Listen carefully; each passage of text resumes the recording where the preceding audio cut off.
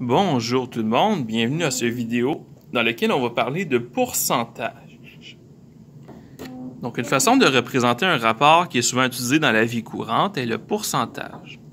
Un pourcentage est une représentation sur 100 d'un rapport. Souvent le rapport partit sur tout. C'est pas automatiquement, mais c'est souvent ça.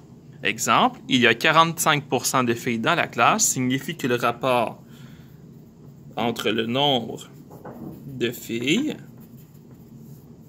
sur le nombre d'élèves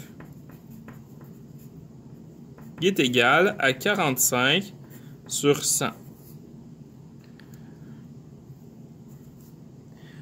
Donc, le nombre de filles sur le nombre d'élèves dans la classe.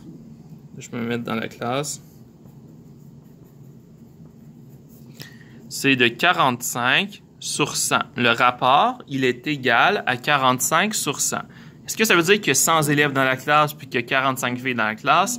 Non, ça ne veut pas dire ça. Okay? Ça veut juste dire que le rapport entre les deux, il est équivalent. C'est une fraction équivalente à 45 sur 100. Exemple. Note d'un examen. 17 sur 20. Ça veut donc dire que si je le mets en pourcentage, en le mettant sur 100, 20 fois 5 donne 100. Donc, 17 fois 5, 85. J'ai donc 85%. Donc, sa note de l'examen, c'est 85%. Est-ce que ça veut dire qu'il a réussi 85 questions sur un total de 100? Pas du tout. Ça veut simplement dire qu'il y a 85% des points qu'il a obtenus. Pourcentage d'un nombre. Il s'agit de trouver une partie sur tout, le tout étant le nombre visé. On peut le trouver avec une multiplication de proportion. Exemple. 28% des 2825 animaux d'une ferme sont des cochons. Ça veut donc dire que j'ai 28 sur 100 qui représente le nombre de cochons sur le nombre d'animaux au total. Donc, ça veut dire qu'il y a combien de cochons? Mais j'en ai 2825. Donc, j'ai combien d'animaux? Une façon de le trouver est le suivant. 28 divisé par 100 multiplié par mon total, ça va me donner le nombre de cochons. Donc, 28 divisé par 100 fois le nombre au total, 2825. J'obtiens donc 791 cochons. Donc, j'ai 791 cochons sur un total de 2825. Ce que je vous conseille pour les nombres, les fractions comme ça, vous pouvez l'écrire aussi en nombre décimal. 28%, c'est 0,28. Donc, ça veut dire que si je fais 0,28 fois 2825, je vais obtenir qu'il y a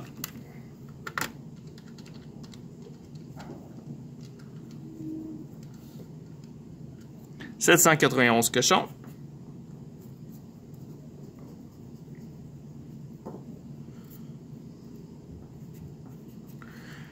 Et aussi, si le reste c'est des poulets, j'ai combien de pourcentage de poulets? 100% c'est mon total, moins les cochons. Ça veut dire que les poulets, c'est 72% des animaux. 72%, c'est 0,72. Ça veut donc dire que si je fais 0,72 fois les animaux, je vais obtenir qu'il y a combien de poulets. Donc ça, c'était le nombre de cochons. Il y a combien de poulets? 0,72 fois 2825 me donne 2034 poulets.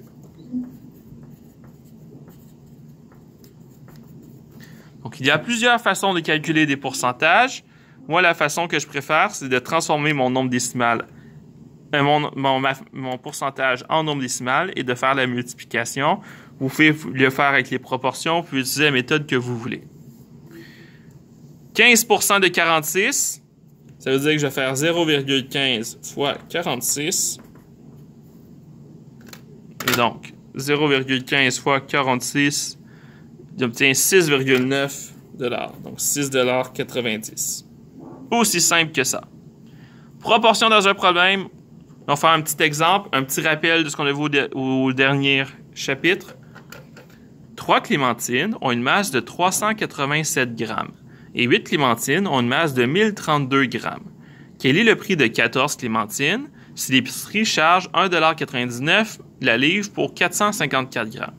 On va y aller une étape à la fois. On va commencer par vérifier si les masses de clémentines sont proportionnelles au nombre de clémentines. Donc, 387 grammes, c'était pour... Je vais me faire un tableau.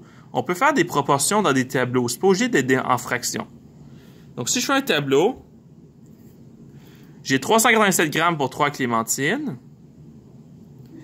1032 grammes pour 8 clémentines, et moi, j'ai cherché le nombre de grammes pour 14 clémentines. Pour ce faire, qu'est-ce que je pourrais faire? Je pourrais faire un retour à l'unité. Pour une clémentine, c'est combien de grammes? Donc, si je fais 387 grammes, divisé en 3, je vais obtenir 129. Si je fais 1032 grammes, divisé par 8, j'obtiens 129 aussi. Donc, je vois que une masse de 129 grammes, c'est mon coefficient de proportionnalité. C'est le nombre pour lequel, si je multiplie le nombre de clémentines par 129, je vais obtenir la masse des clémentines. 1 fois 129 donne 129, 3 fois 129 donne 387, 8 fois 129 donne 1032. Ça veut dire que 14 fois 129 va me donner la masse. 14 fois 129 me donne une belle masse de 1806 grammes. Ça, c'est la masse pour 14 clémentines. Combien ça va me coûter? C'est 1,99 $ pour 454 grammes. Je peux me faire un deuxième tableau. Je sais que 454 grammes, il y a un prix de 1,99 $. J'ai 1806 grammes. Quel sera mon prix? Si je pose mon inconnu par X, je peux utiliser le produit des moyens égale le produit des extrêmes, c'est-à-dire 454 fois X égale 1,99 fois 1806. J'ai fait ça fois ça égale ça fois ça. Si je divise par 454, on va le faire. 1,99 fois 1806, j'obtiens 454x égale 35394. 35394. Et là, je divise par 454.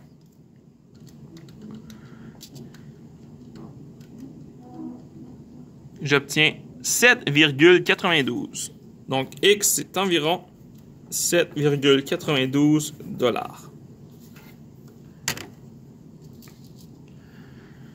Donc, on peut faire un produit croisé. Il existe une autre méthode. On aurait pu trouver un coefficient de proportionnalité entre les deux ici. Si je vérifie, 1806 divisé par 454 me donne une multiplication par 3,97793. 77973. 5, 6, 8. On va vérifier.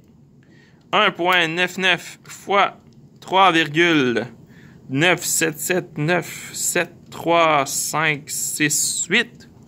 Ça me donne 7,92 aussi. On aurait pu trouver un coefficient de proportionnalité entre les deux ici, entre les deux ici. On peut trouver tout ce qu'on veut.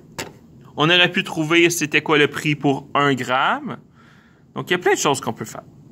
Vous utilisez la méthode de proportion que vous voulez. Sur ce, bonne journée. On va se voir dans le prochain vidéo dans lequel on va parler encore plus des pourcentages.